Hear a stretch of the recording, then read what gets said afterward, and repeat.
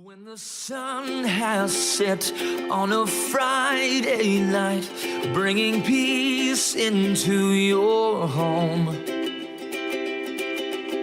families will gather all around singing Shabbat Shalom. Everybody sing Shalom, Shalom. Shalom, shalom.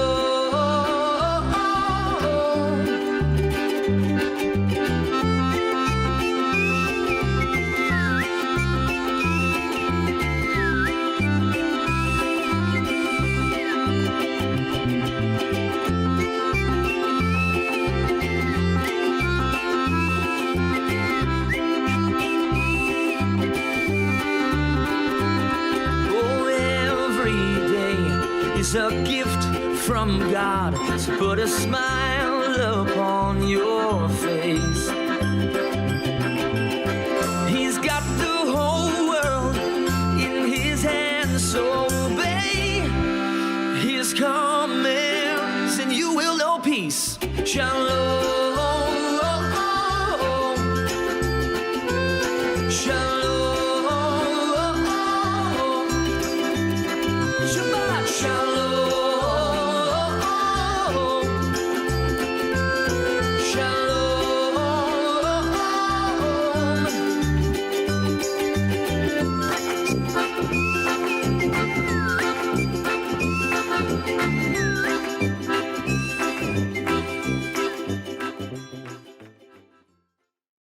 הנה מה טוב ומה נעים, שבת אחים גם יחד. הנה מה טוב ומה נעים, שבת אחים גם יחד. הנה מה טוב, שבת אחים גם יחד. הנה מה טוב, שבת אחים גם יחד. הנה מה טוב ומה נעים, שבת אחים גם יחד. הנה מה טוב ומה נעים, שבת אחים גם יחד. Shabbat Shalom, everyone. I'm so glad to be here on this Shabbat with you and with, of course, my wonderful colleague, Rabbi Ron Goldberg. How are you, Rabbi Ron? I am well. Shabbat Shalom, everybody. Shabbat Shalom. Hey, you know, there's that other part of the Hine melody that I like, the Israeli one. הנה מה טוב ומה נעים, שבת אחים גם יחד. הנה מה טוב ומה נעים, שבת אחים גם יחד. הנה מה טוב, הנה מה טוב, יאללה לילה לה לה לה לה לה לה. הנה מה טוב, הנה מה טוב, יאללה לילה לה לה לה לה לה לה. הנה מה טוב ומה נעים, שבת אחים גם יחד. הנה מה טוב ומה נעים, שבת אחים גם יחד. הנה מה טוב ומה נעים, יאללה לילה לילה לה לה לה לה. הנה מה טוב ומה נעים, יאללה לילה לה לה לה לה לה. הנה מה טוב ומה נעים, שבת אחים גם יחד. הנה מה טוב ומה נעים, שבת אחים גם יחד. I'm going to ask you a hard question. Okay, go ahead. How would you translate that? That's such a great question. Thank you. Well, hine means behold. We don't typically say a word like that in English, modern English, but it sounds more Shakespearean, like behold. Ma tov is how very good, just good. Tov is good, like Shema Tova. Hine ma tov. Uma na'im, and how pleasant. Shevet achim gam yachad, sitting together as brothers and sisters. And we are sitting together. We're together. We may not be in the exact same spot, but we're absolutely together. That word yachad, that connectedness, being echad, being one. What do you think, Rabbi? Oh, I totally agree with your translation and your drosh. I kind of add this. When I hear that on Friday night, when I hear you singing that, I had that sense that the week has come to a close and we're entering a new space, and how good that is. I love that. Thank you so much. That gives me that made me feel calm and ready for Shabbat just hearing you say that. You're a wonderful rabbi. All right, let's get started with our candles. I just lit them, and let's make the blessing together. Ya la la la la la la la la la. Ya la la la la la la la la la. Ya la la la la la la la la la. Shel Shabbat. Baruch atah Adonai Eloheinu melech haolam asher kiddushanu b'mitzvotav v'tzivanu lehadlik ner v'tzivanu lehadlik ner shel Shabbat. Shalom Aleichem, Malachi Hasharet, Malachi Elyon, Mi Melech Malachi Amlachim HaKadosh Baruch Hu.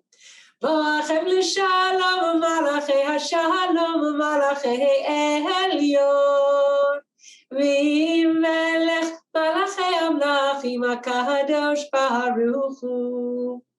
Barchuni l'shalom, Malachi Hashalom, Malachi Elyon, Mi Melech Malachi Amlachim HaKadosh Baruch Hu. Sheichem l'shalom, Malachi Hashalom, Malachi Elyon, Mi Melech Malachi Amlachim HaKadosh Baruch Hu. I have a hard question for you, Rabbi Ron. Okay, bring it on. How would you translate Shalom Aleichem, either that phrase or the whole prayer, the whole song? Well, let's do it in two steps then. Literally Shalom Aleichem, a peace to you, you in the plural, right? Or peace unto you. Like they would say in the South, they'd say peace to y'all.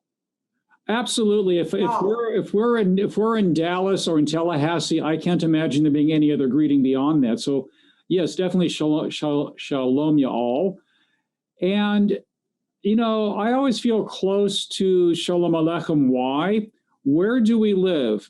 In El Pueblo de Nuestra Senora La Reina de Los Angeles, in the village named after the Queen of Angels, Our Lady, the Queen of Angels, Los Angeles. So we're singing a song about angels as we sit here in the city of angels. So it totally works for me. Yeah, we are in the city of angels, and we're also in the Los Angeles Jewish home, which is probably the center of angelness in the city of angels.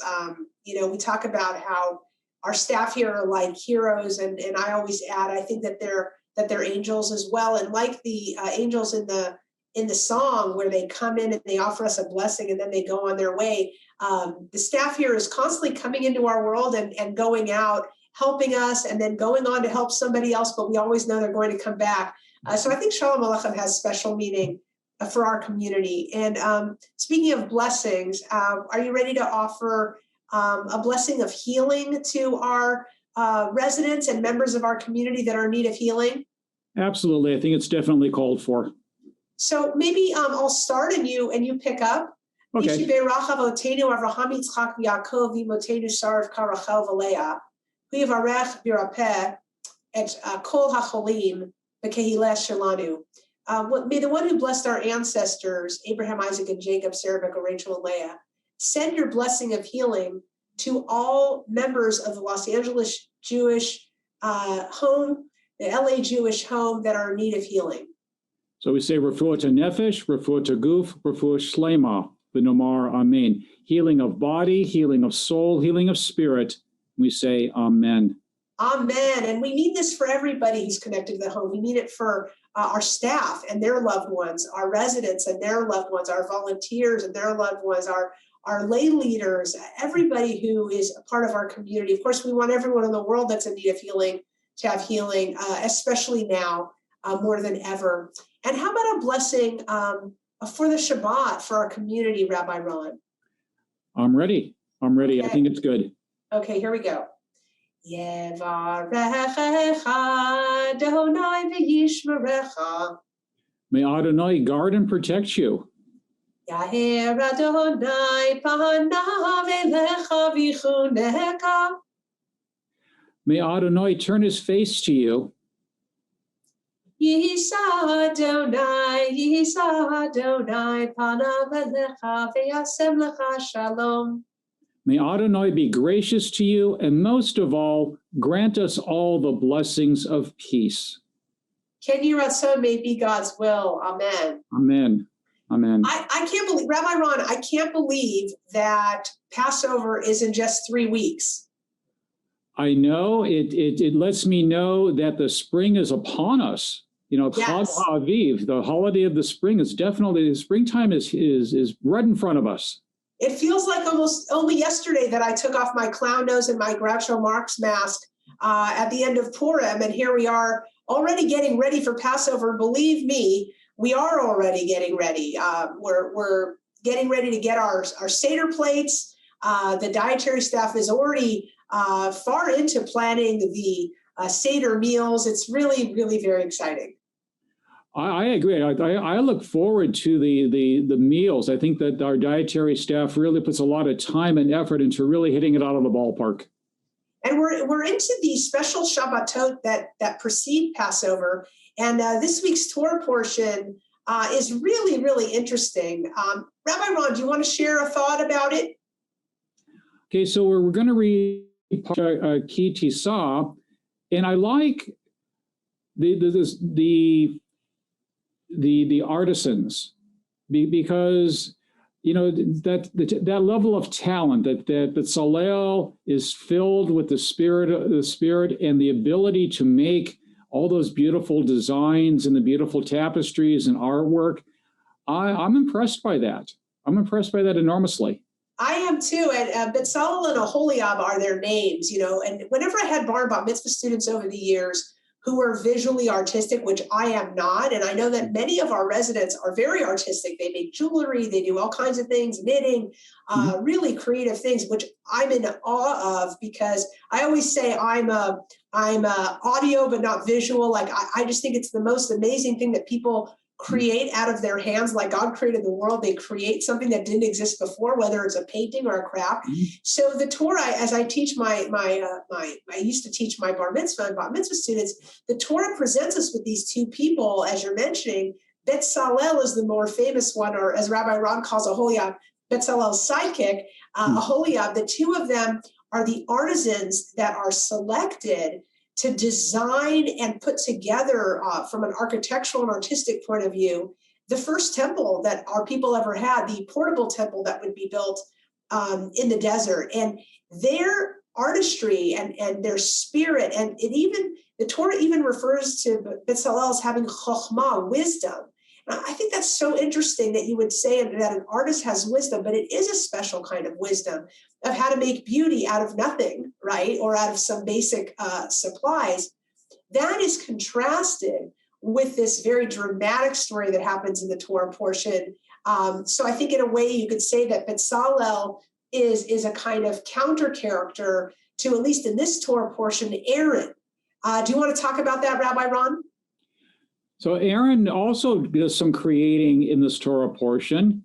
He creates the Egel HaZahav, the golden calf, and it's puzzling. It's how this comes to be, but the people demand it, and he creates out of the gold that it has collected a beautiful golden calf that they can have a representation of the divine.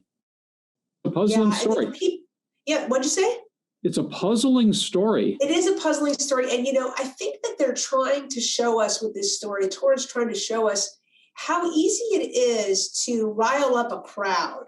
You know, how in a way it's a strange thing, but we've seen this in our own world, and we've seen it lately, how you can take a mob, as it were, that might be upset, and you can lead them toward goodness as great leaders have, as the prophets Jeremiah and Isaiah did, as someone like Martin Luther King did, as Theodore Herzl did, you know, they're as George Washington did, where you can take the energy of a populace and guide it toward goodness and creativity and love and tikkun, healing of the world, Or you can take the energy of there's something called a mob mentality, right? Where you can take a group of people and direct their energy not in the most positive direction. So what was going on at that time? Our people were anxious because Moses went up onto Mount Sinai and said, "I'll be back," essentially. And then it seemed like he didn't come back because he was gone for so long. In the end, it was 40 days, but that's a long time to be hanging out in the desert, waiting for the leader who rescued you from slavery to come back. And so they really had a crisis of faith. They figured maybe Moses made all this stuff up. Maybe there is no God. Maybe he's not. Maybe he's abandoned them. And they were kind of lost. And they started to demand idol worship to kind of fill the hole. And Aaron was a flablungent, as my grandmother might have said.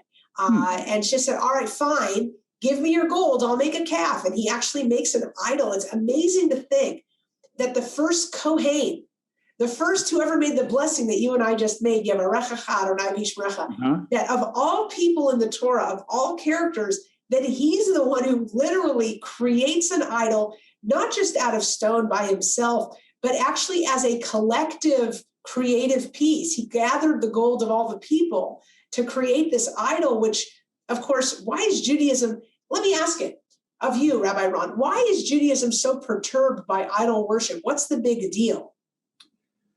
I think it takes our eye off of what's important and relative. What is the false idol we worship? Is it money? Is it fame? Is it something other than what is true and honest and real? Yeah, I think that's really well put. And what do they say? Idol worship is idol, I-D-L-E, like I-D-O-L worship is I-D-L-E, it's idol. Worshiping things has at the heart, any physical thing has at the heart of it a kind of emphasis on materialism. And Judaism tries to elevate time, not space, not things, but rather relationships and connection between people. And when people start to worship things, the thing matters more than the person. Yes. I often think of this wonderful Hasidic story about a rabbi who is celebrating Shabbat and has invited as a guest a great rabbi of the generation that was visiting the village. And this great rabbi comes to visit. And he sits down to the meal and they do all the regular Shabbat things. They light the candles. They make kiddush, they go to make motzi. But when all of this was going on, the rabbi host realized that when his wife set the table, she forgot to cover the challah. And so in the middle of the meal, the rabbi scolded his wife and said, "What's the matter with you? You've embarrassed the challah. This is not how you do Shabbat. You should have covered it. How could you?" And so forth. And the evening went on. And at the end of the night, when the host rabbi walked out, this great rabbi of the generation, out to his car, so to speak. Yeah. Probably wasn't a car because it was Shabbat and there were no cars. But when he walked him out, he said, "I hope you felt at home and happy in my home and that it was a good Shabbat for you." And the visiting rabbi did a tochacha, kind of scolding, and he said to him, "You know what? I did have a lovely time. You're a wonderful family, but you really embarrassed yourself when you embarrassed your wife. You cared more about the challah than about your wife's feelings. You were worried more about embarrassing the challah than ashaming your own wife. And that was really unfortunate. Next time, worry more about the people than about the things." And I think that's kind of a lesson with regard to what's the problem with idol worship, as it were. He was focused on these rituals. You and I love these rituals, Rabbi Ron. The Jewish people love Shabbat, but what really matters is human beings and cherishing each other, not worrying about every little physical thing. Amen. Amen. Well said. Well said. So it's a great Torah portion. We enjoy it a lot. And it's a great time of year. One more thing about this Shabbat, there's this really weird reference. This Shabbat is called Shabbat Parah. And you have this incident involving this red cow.